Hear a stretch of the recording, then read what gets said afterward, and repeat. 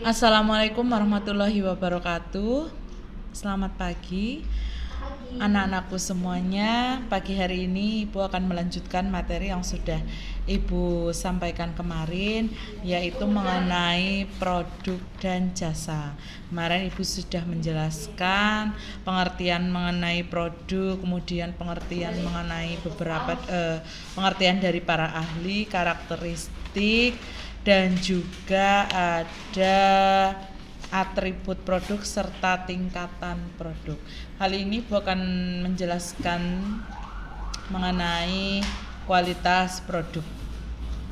Untuk kualitas produk itu sendiri yaitu bahwa produk tersebut memiliki keunggulan dibandingkan dengan produk bersaing. Artinya bagaimana kita memproduksi suatu produk tapi dia mempunyai kualitas yang bisa dijamin kualitasnya lebih baik dibandingkan dengan produk-produk yang lain.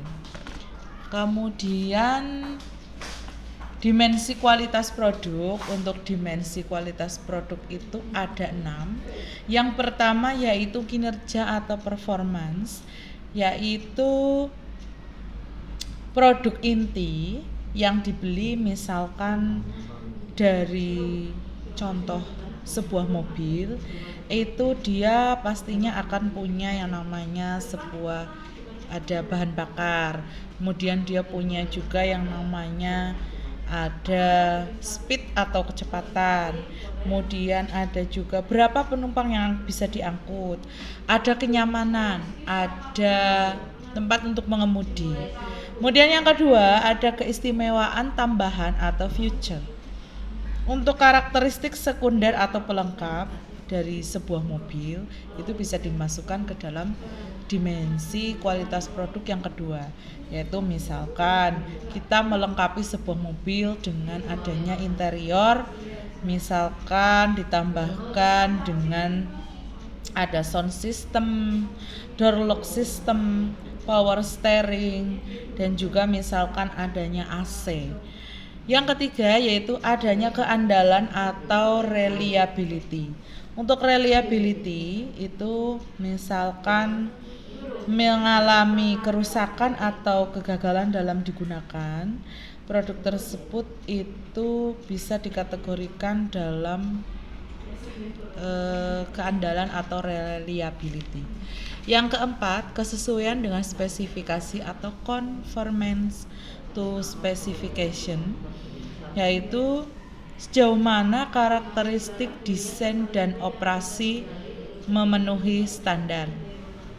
Yang kelima, adanya daya tahan atau durability, yaitu berkaitan dengan berapa lama produk tersebut dapat untuk terus digunakan atau jangka waktunya itu sampai kapan, itu masuk ke dalam daya tahan atau durability.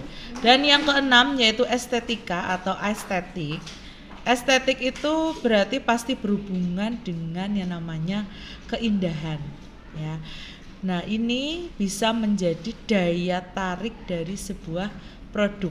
Misalkan contoh mobil, yaitu berarti yang menarik perhatian mungkin dinilai dari bentuknya, misalkan bentuk fisiknya menarik, model desainnya terkini, artistik, dan juga warna itu juga mempengaruhi, ya.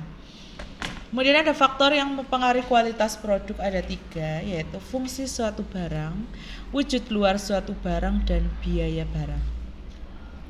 Untuk fungsi suatu barang, artinya kita dalam memproduksi barang itu perlu memperhatikan dari fungsinya, sehingga bila barang tersebut diproduksi itu benar-benar sesuai dengan kebutuhan dan fungsi dari produk tersebut. Yang kedua yaitu wujud luar suatu barang. Terkadang konsumen itu memilih barang hanya berdasarkan wujud luar suatu barang atau secara fisiknya, ya.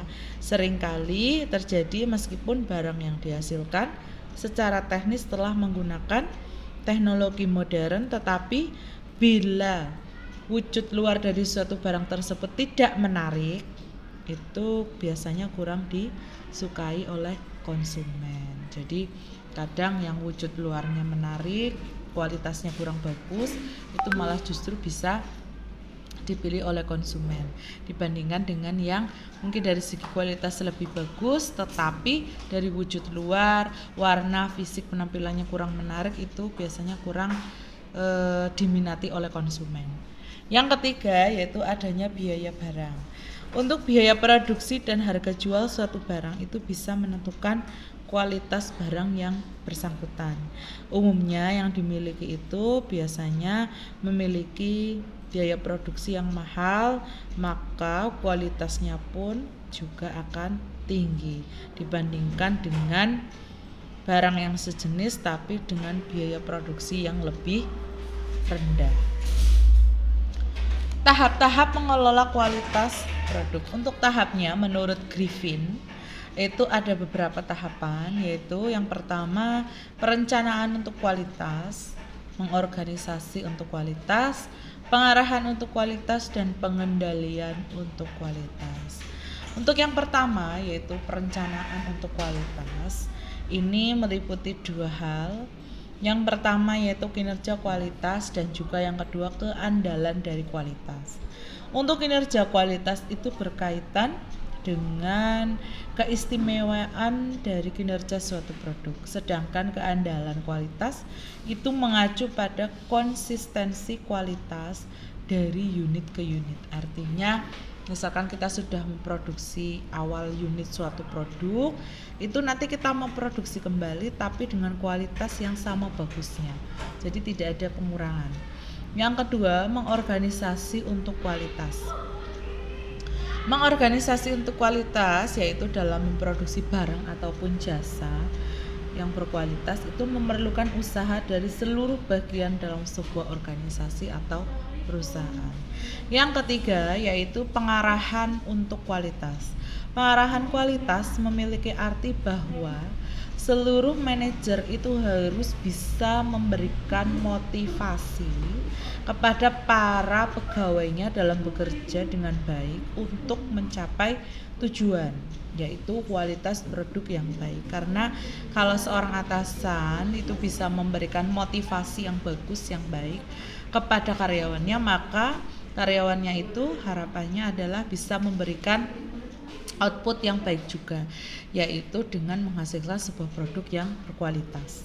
Yang keempat, pengendalian untuk kualitas yaitu dilakukan dengan mengadakan kegiatan monitor produk, yaitu melakukan monitor atau barang atau jasa, maka perusahaan dapat mendeteksi atau mengetahui kesalahan-kesalahan yang ada dan dapat mengoreksi apabila memang barang yang dihasilkan itu terdapat cacat atau kurang bagus secara kualitas, itu maka bisa diminimalisir.